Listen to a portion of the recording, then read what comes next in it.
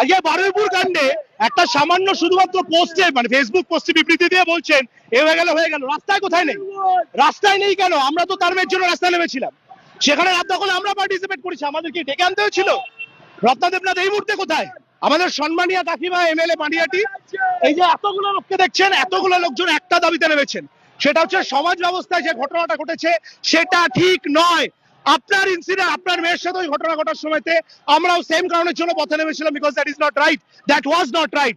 এবং আজকে আমরা এক্সপেক্ট করছিলাম আপনি দলমত নির্বিশেষে এসে রাস্তায় অন্তত একটা বারের জন্য প্রতিবাদে দাঁড়াবেন, যে যেখান থেকে দাঁড়িয়ে বারুইপুরে এই সামান্য একটি মাইনার গার্লের সাথে এই ধরনের ব্রুটালিটি হয়েছে।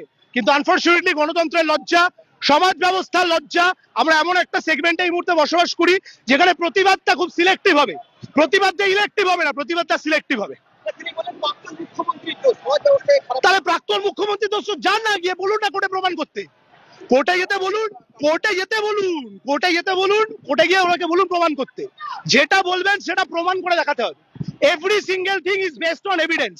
মুখের কথায় পারসেপশন তৈরি করলে সেটাকে অ্যাকসেপ্ট করার মতো জায়গা আমি অন্তত রাখবো না।